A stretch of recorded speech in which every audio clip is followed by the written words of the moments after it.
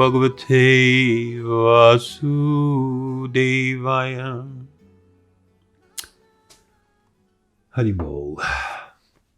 So, this evening, the topic that we're going to speak on is freedom to choose versus freedom.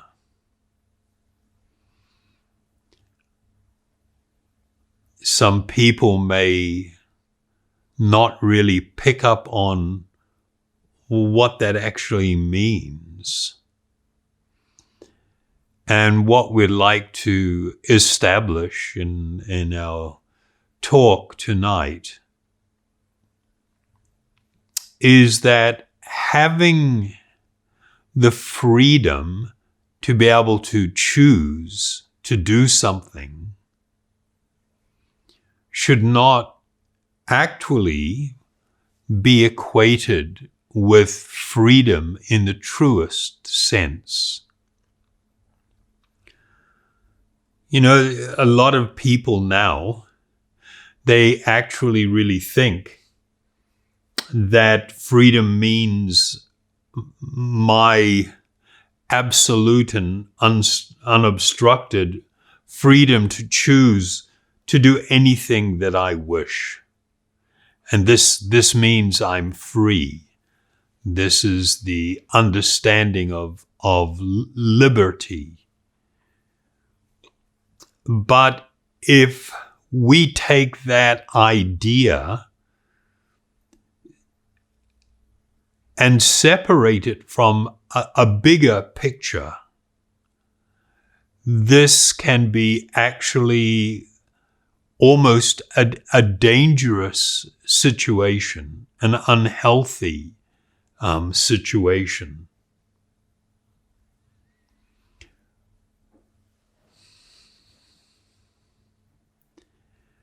From the point of view of the transcendentalists,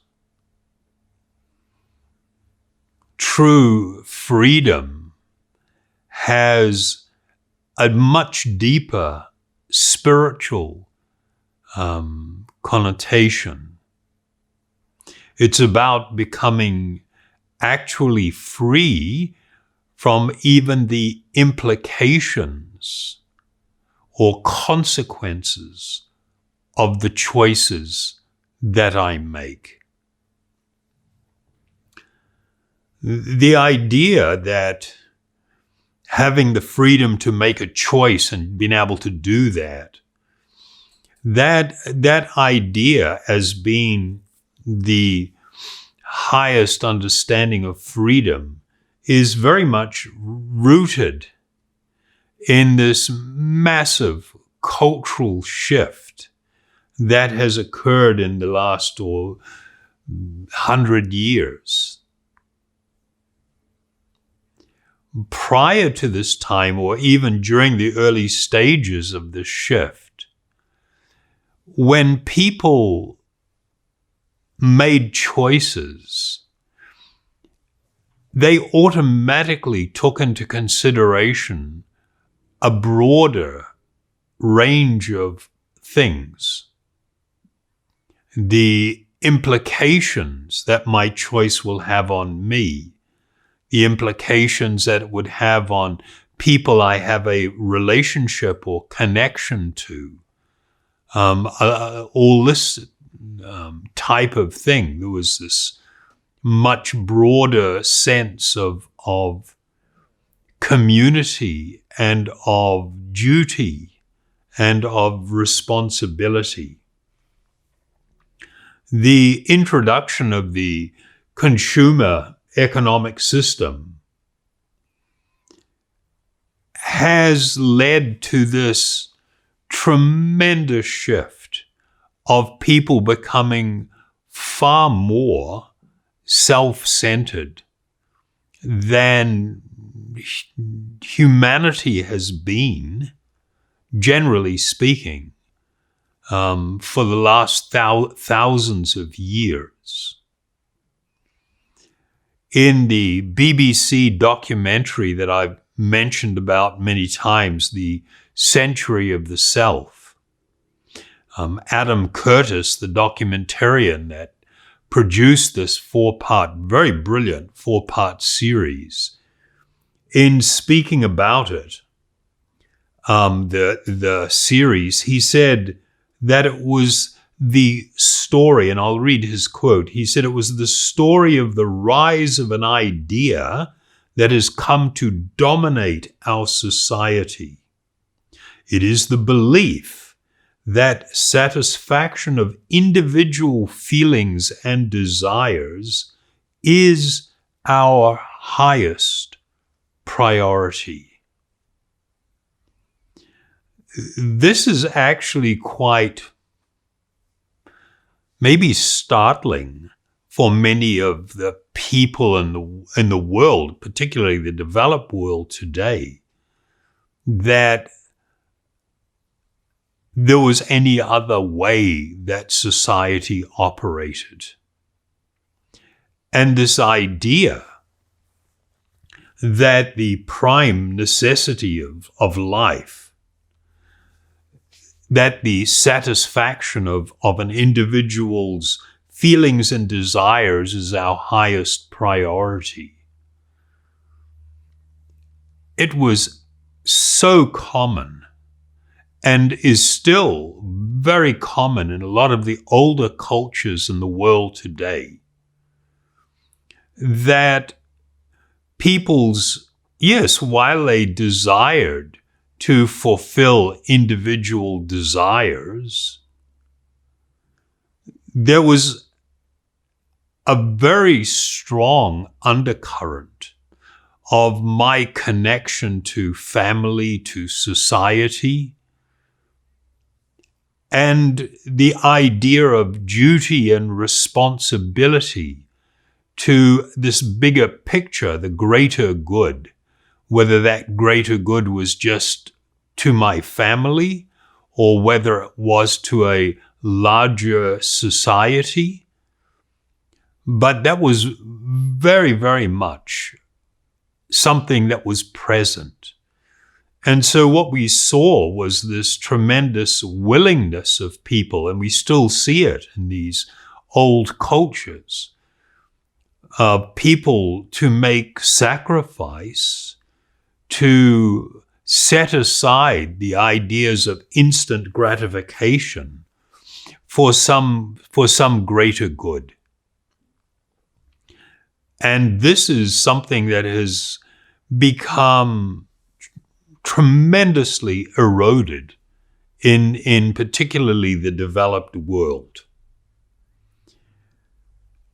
So we have this situation in the world today where everybody thinks that their personal desires must somehow reign supreme over everyone and everything else. And then along with it, there has been the growth of this idea that society must bend to my wishes or desires.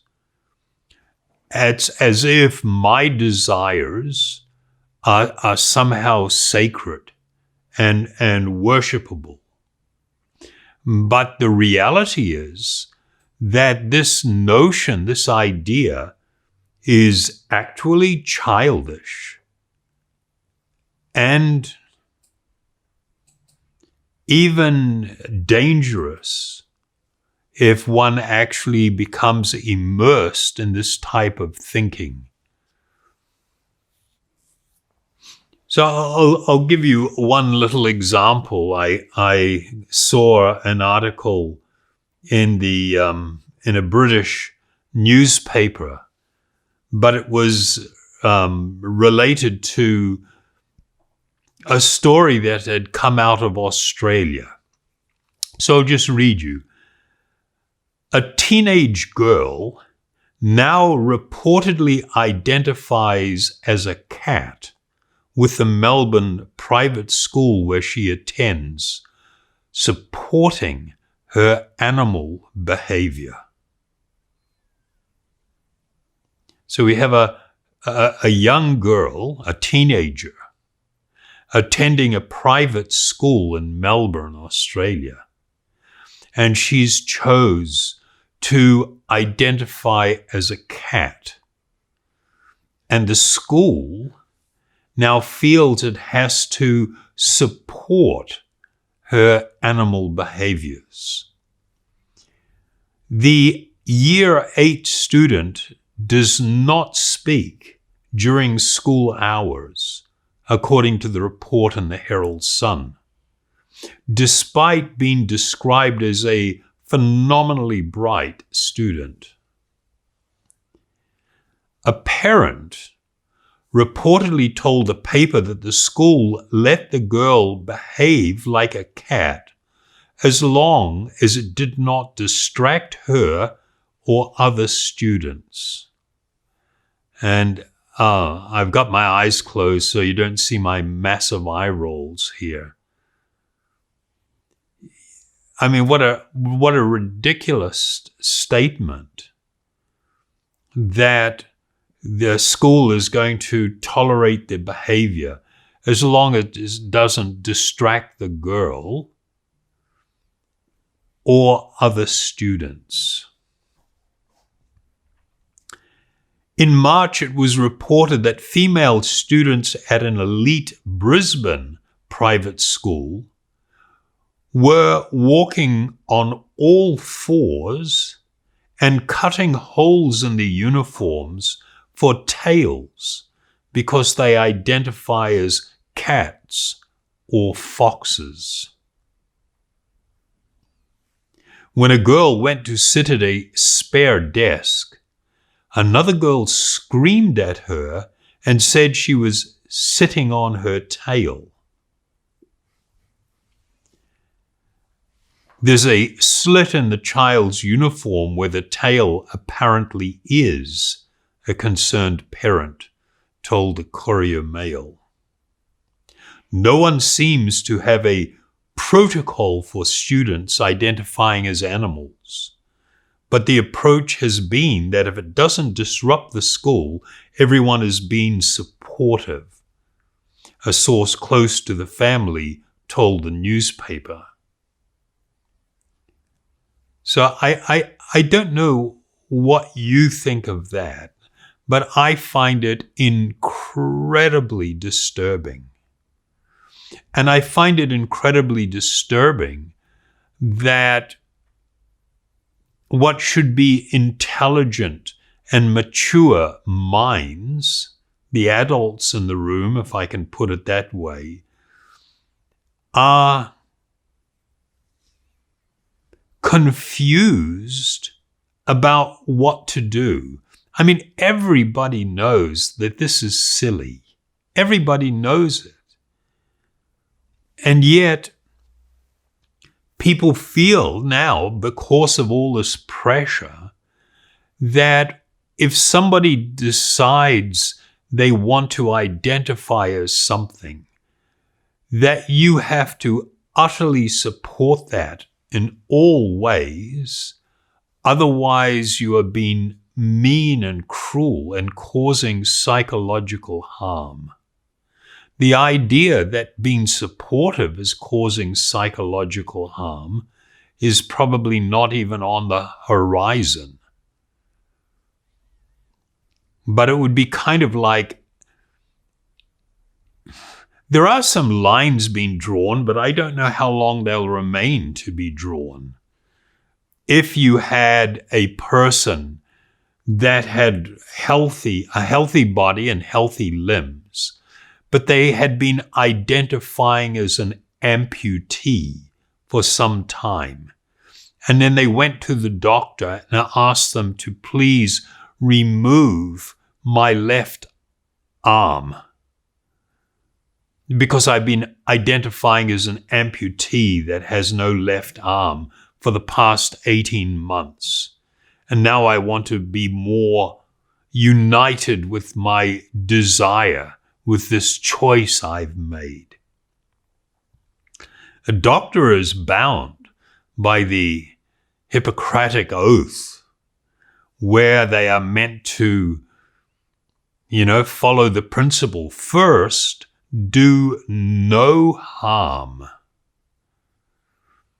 And on that basis, I don't think doctors at the current time would comply with a person who was identifying as an amputee and facilitating their ability to live true to themselves.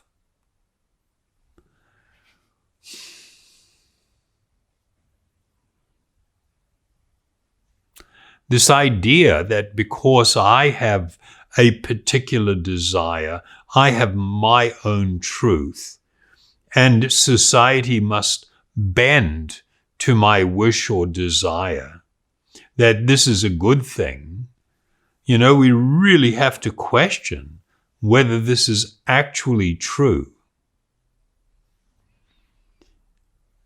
Since more or less the 1960s, you've had this increasing focus on the idea of personal freedoms and people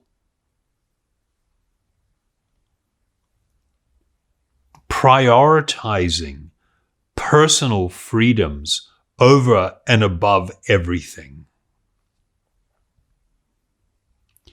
And they're saying that this is the way I am truly free.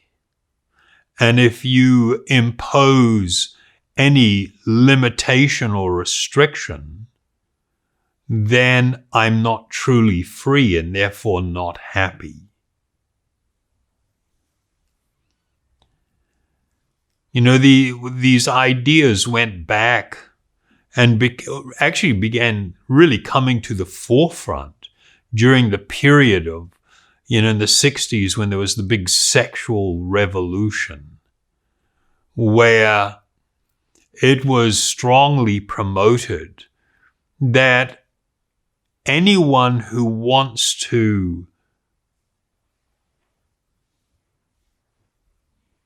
indulge in whatever form of sexual fantasy and turn that into a reality, that a person should be able to do that without any feeling of guilt, without any hang-ups, that we will be actually free if we can live this way.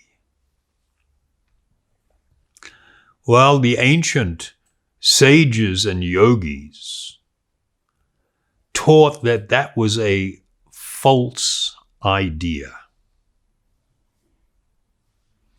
And they had a very profound reasoning behind that and great amount of wisdom behind it.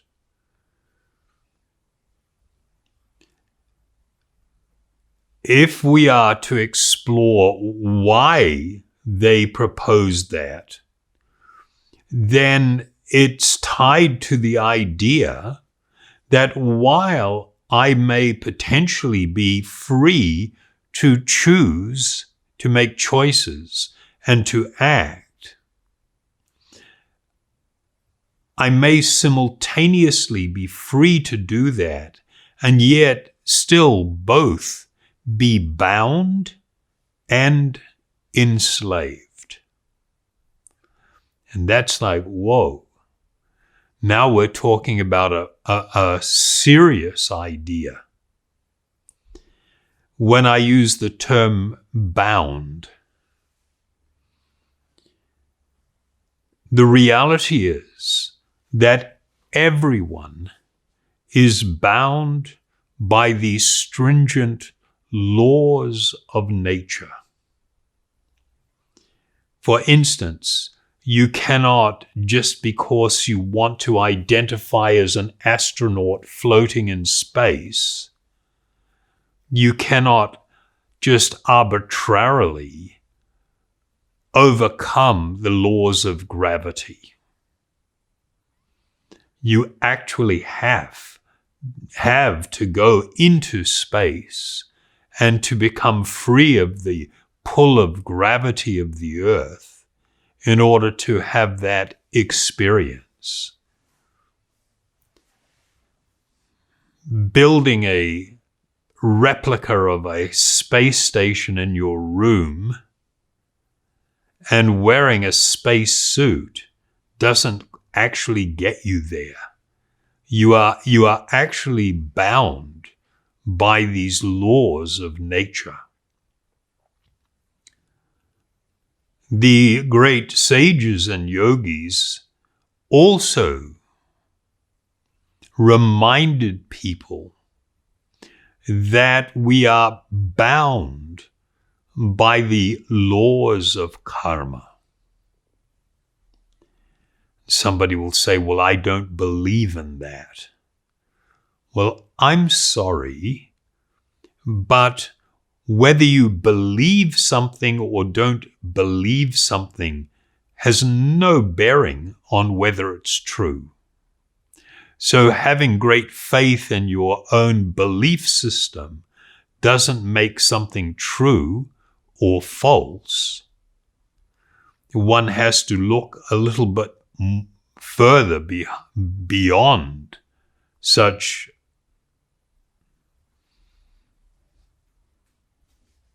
ideas.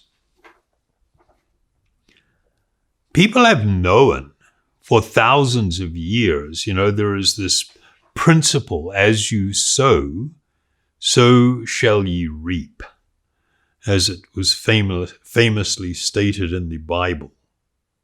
That when you make choices,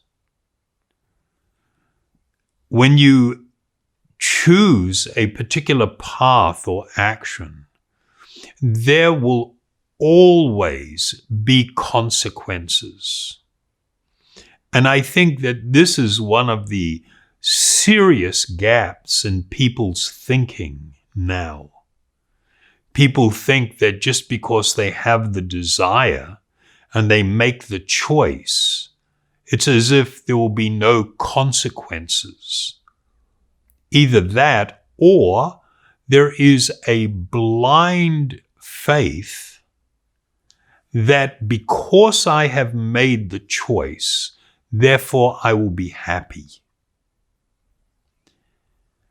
If I can just live out my fantasy, then I will be happy. In the work that I've done in prisons, you can see one of the major reasons that people get themselves into such a mess by making bad choices is they don't practice in any form what's called consequential thinking.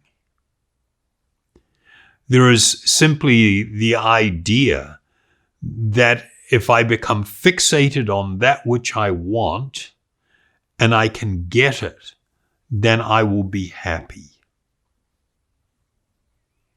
Whereas we are taught by the great spiritual teachers that we need to engage in consequential thinking.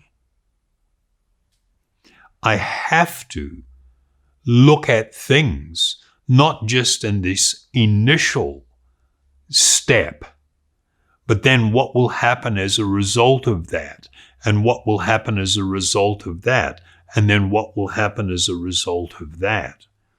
I've been able to look further down the road.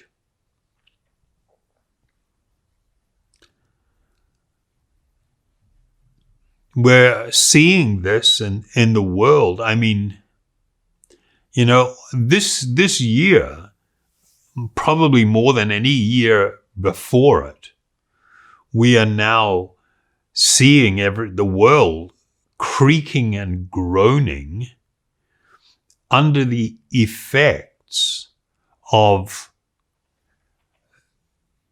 global change in weather patterns.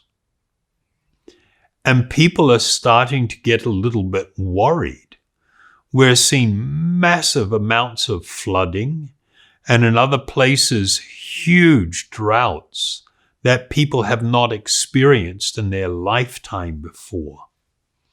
You see in the Colorado Basin in America, the water supply of 50 million people is massively drying up. It has been for the last 15 years.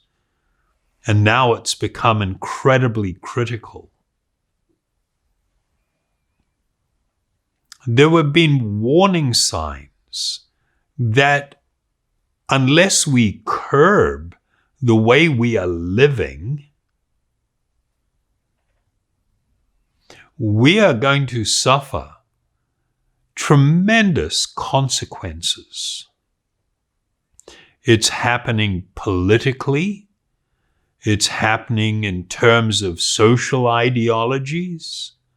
I mean, we're seeing a catastrophic amount of people using vast quantities of psychoactive substances. The greed to consume more and more,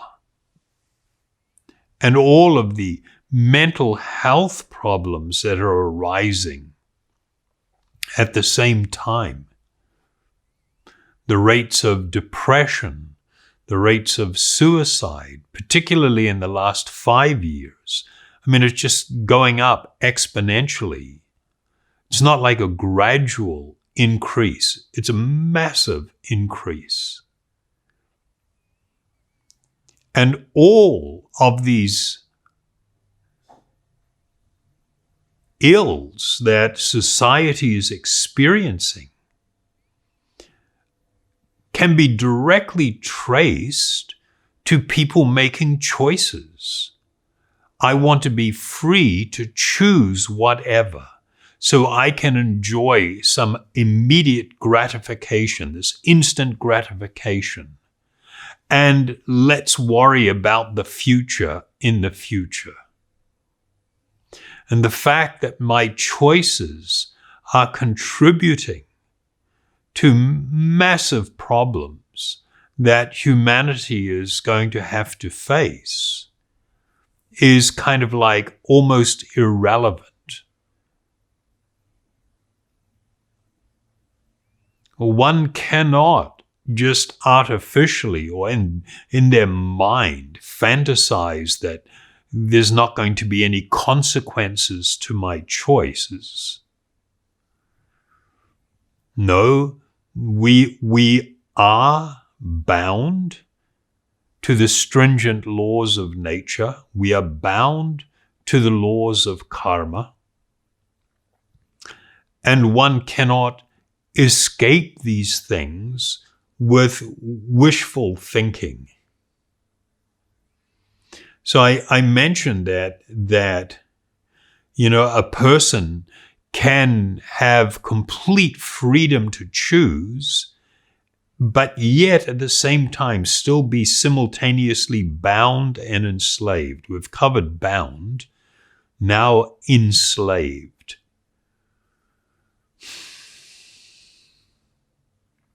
I'll give you just one example. When people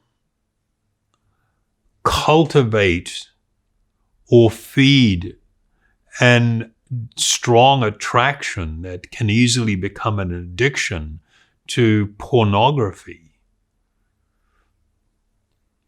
which is having a massive effect on the world that nobody is really speaking up about. Nobody's really addressing what's going on. And the reports of what's happening with children is utterly heartbreaking. But people feel like, well, they're making their choice. Everybody should be free to do whatever they want to do.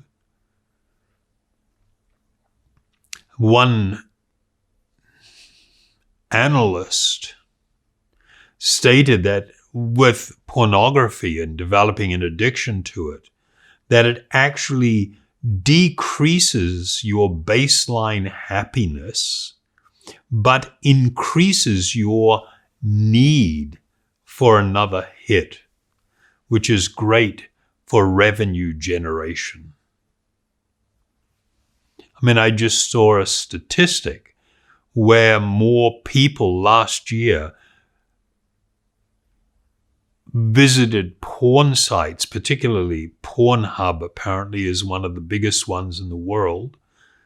More people visited that than people who conducted Google searches or used Facebook.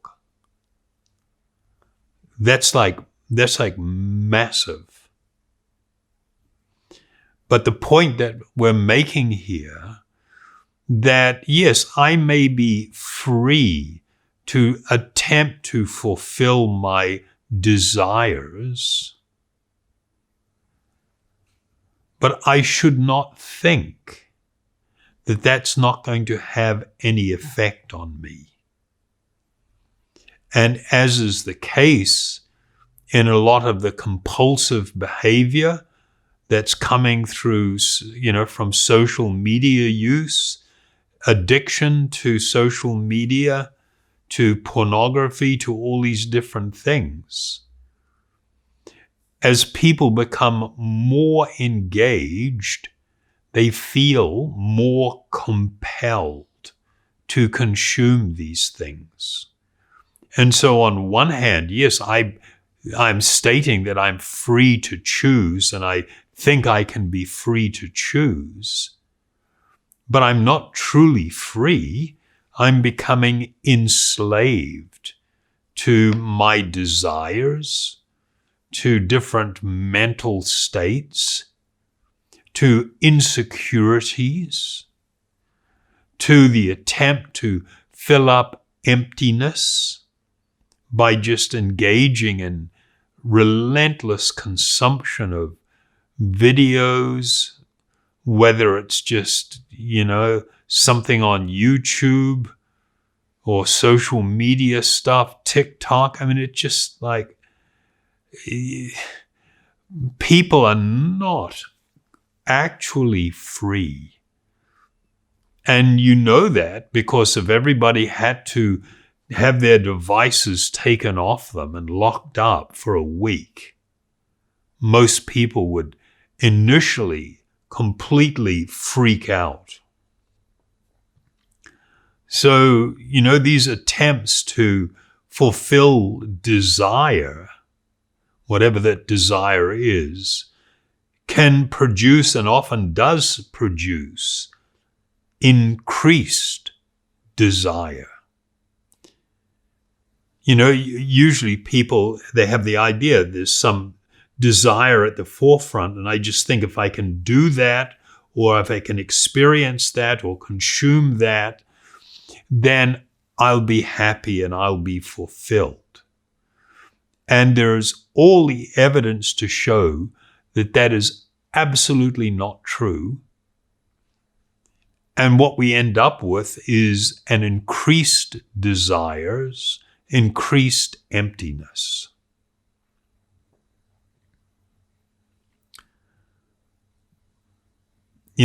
Just going back to the thing I read in the very beginning, Adam Curtis, the documentarian, his statement about his outline of what that series was, The Century of the Self. And he states it was the story of the rise of an idea that has come to dominate our society. And it is the belief that satisfaction of individual feelings and desires is our highest priority. And of course, that can lead to an amazing degree of enslavement, where everybody simply becomes victims who are being exploited by the people that are stimulating the desire and offering things that will supposedly fulfill the desires or satiate the desires.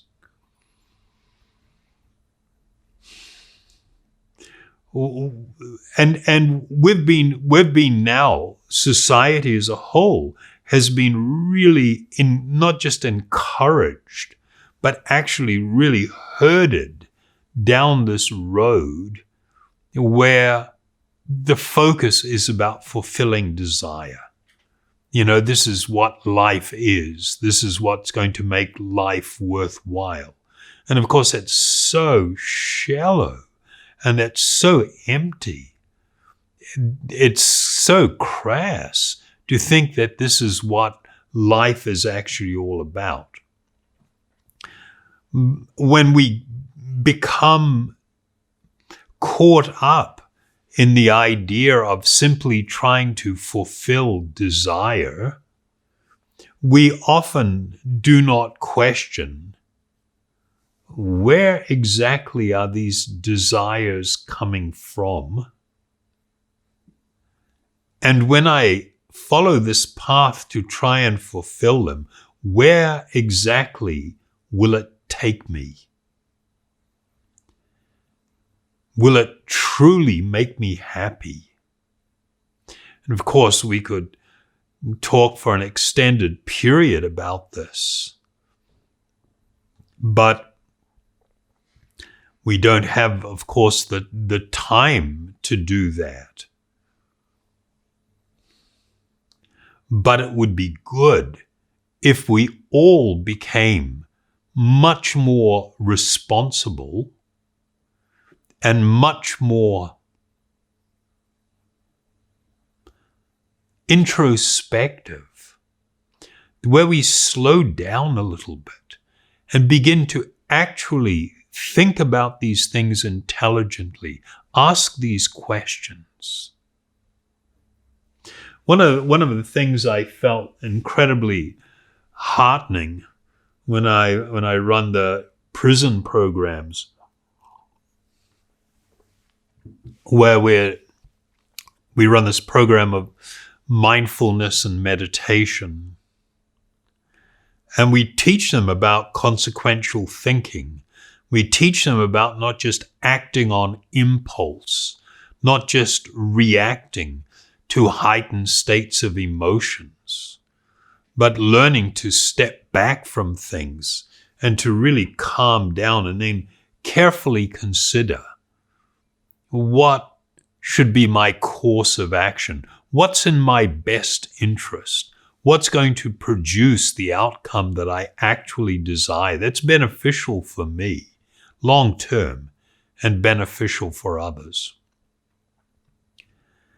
And one of the things I often heard repeated from murderers and big gang people and people in prison for all kinds of things, you know, you ask them, why do you keep coming to the program? And the short answer that I would always get is, because it works.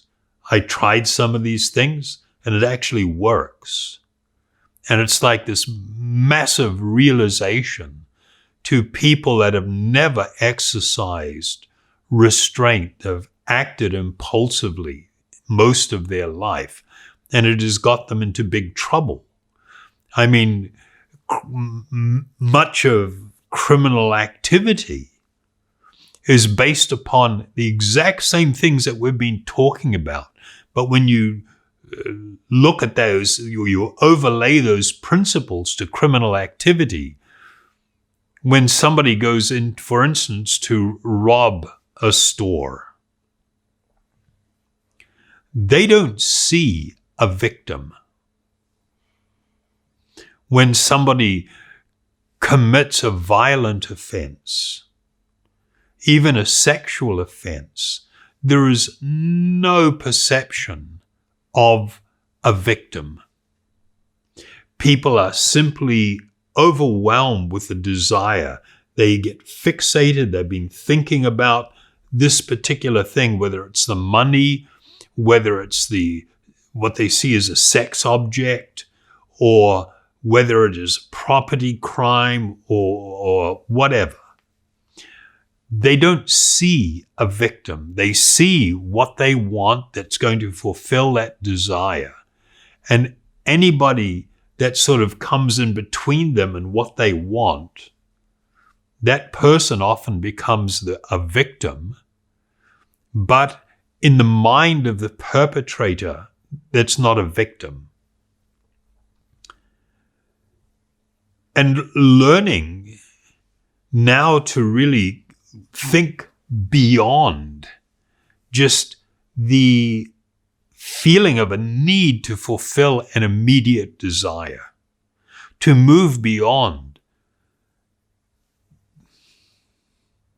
the instant gratification, makes it so that people can grow in many, many ways.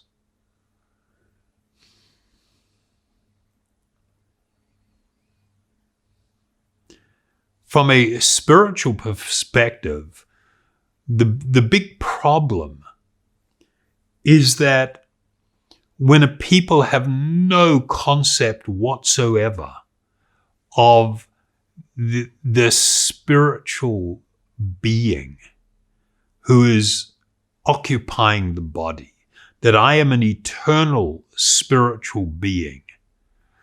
I am temporarily located in this gross physical body, and I am also having to deal with this mind. When I reduce everything down to simple material things like a physical body and a mind, and I identify that as me, then the most natural thing to conclude from that is that satisfying the urges of the senses and of the mind will make it so I become fulfilled and happy. And that should be my purpose. And to be free to choose to do whatever I want to fulfill my desires is what I would consider to be ultimately freedom. But from a spiritual perspective, where I embrace the understanding that I am an eternal spiritual being, this body, this mind is not me. And no matter how hard I try to stimulate my senses and my mind through material activity, through sensual gratification, I do not become fulfilled. The happiness that I may experience is fleeting, and it's not really that great. And so as a natural consequence, I will feel that it's never enough. Sounds like a song. Greatest Showman. Never enough for me. That pretty much captures everything.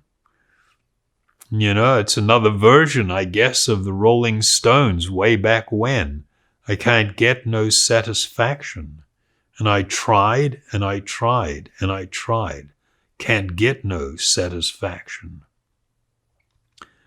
And these were big-time hedonists saying this. They had the money, they had the fame, they were going for it. And they admit that it wasn't providing satisfaction. The problem then becomes, because it's not satisfying, that I become dissatisfied.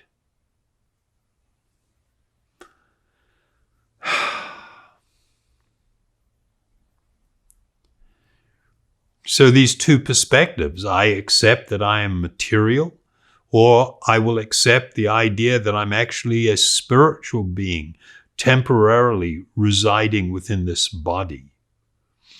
And then when I look at the broader,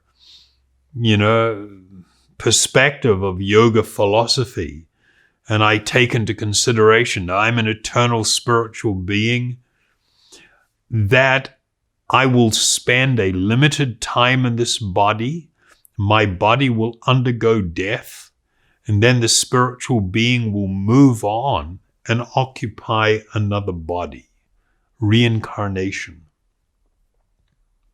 That for every action that I take, there will be a reaction. There will be a consequence, and that is inescapable. And all of that rolls into the big picture of this term they have called samsara, this repeated cycle of birth and death.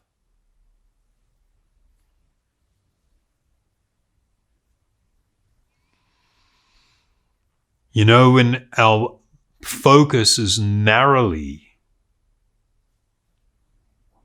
projected onto this idea of material experience and stimulating the senses, the bodily senses, if I do not accept, even though I'm experiencing, but if I do not accept that I cannot be fulfilled, that these activities and experiences cannot grant lasting happiness,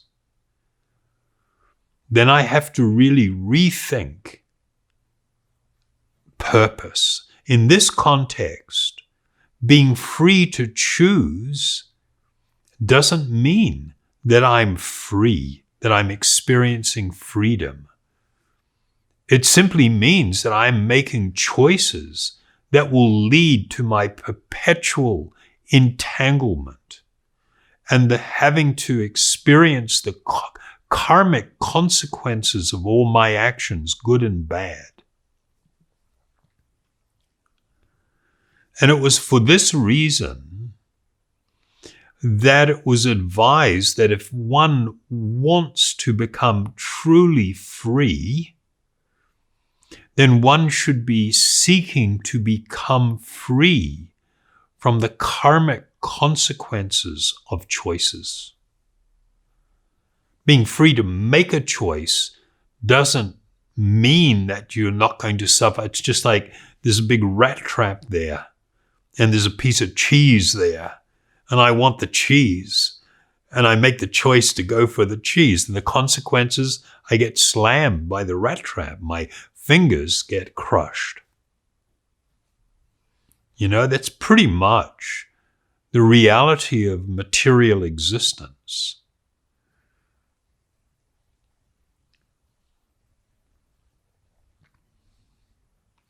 So rather than simply fanning the fires of desire and constantly seeking to find perfect happiness through all this activity, I need to be realistic about this world.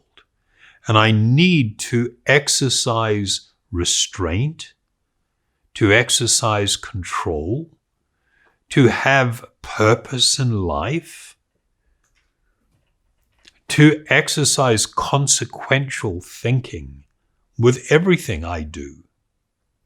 So there's a beautiful verse in the Bhagavad Gita in the 2nd chapter. It says, "A person who is not disturbed by the incessant flow of desires that enter like rivers into the ocean which are ever being filled, but is always still, can alone achieve peace, and not the man who strives to satisfy such desires."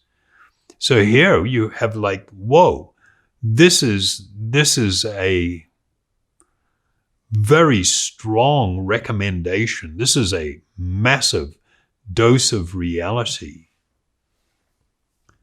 That it is through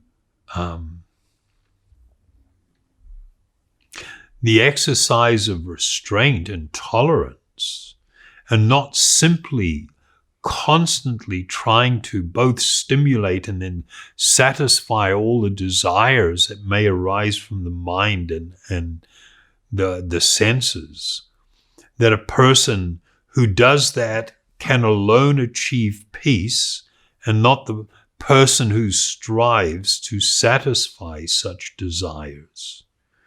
And then it will go on to say in another verse, and how can there be happiness without peace? So from the Vedic perspective, entanglement in material existence was understood to be a significant problem. Diving into material existence and looking to perfect it doesn't produce the desired result. In another verse from the Bhagavad Purana, it states, I, the infinitesimal spirit soul, on the other hand, have embraced this mind, which is the mirror reflecting the image of the material world. And thus I have become engaged in enjoying objects of desire, and I am entangled due to contact with these modes of nature.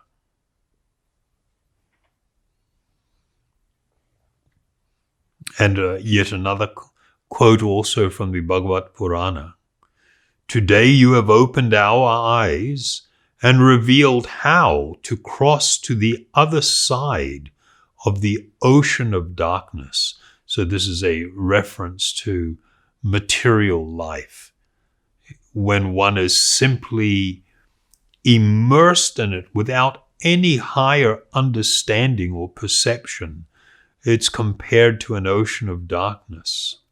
By our past deeds and by the arrangement of superior authority, we are entangled in a network of fruitive activities and have lost sight of the destination of life. And thus we have been wandering within the universe. Describes the condition of the living being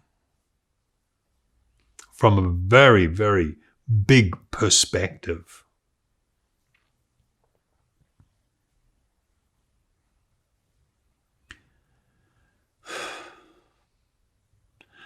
The yogis, having this other perspective, chose to live a different type of life in order to seek actual freedom. The Bhagavad Gita, in the 5th chapter, before giving up this present body, if one is able to tolerate the urge of the material senses and check the force of desire and anger, he is a yogi and is happy in this world.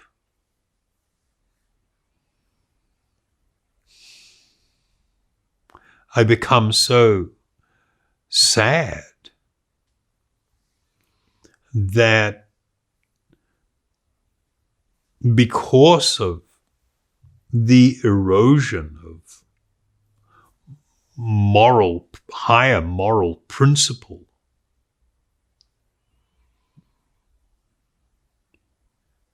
young people are not really being educated and taught how to progressively exercise restraint, dispassion, tolerance, and to build towards a life that is more purposeful and more meaningful. And that verse that we just read really explains that, which is really, really important. In another verse from the Bhagavad Purana, and it talks about how such a yogi, what is their experience when they live in the world with this type of enlightenment, with this type of realization? Although a self-realized soul may live in various material bodies while in this world, experiencing their various qualities and functions, he is never entangled, just as the wind which carries various aromas does not actually mix with them.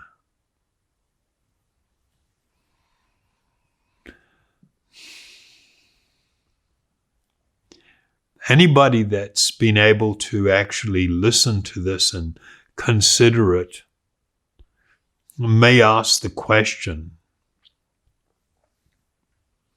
why do you care?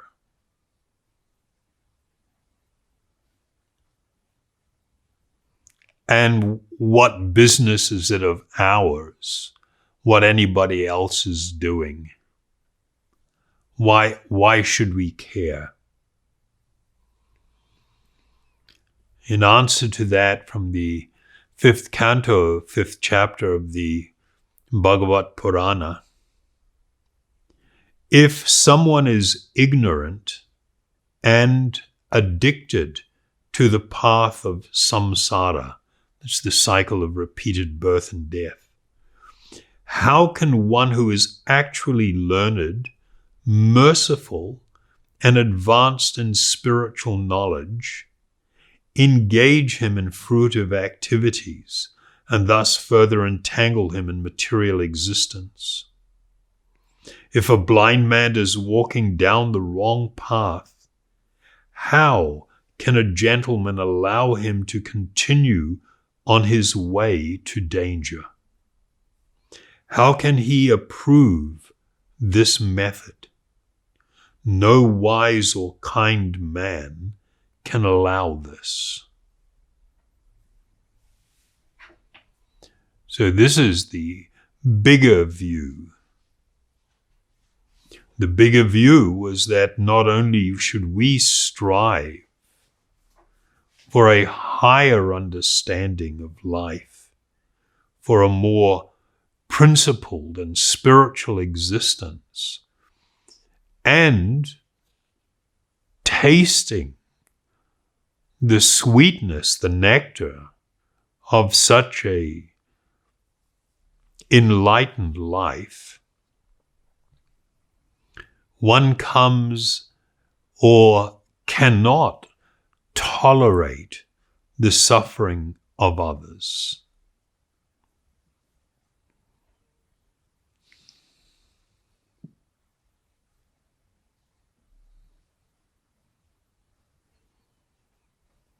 And so how does such an enlightened person live? What is this freedom?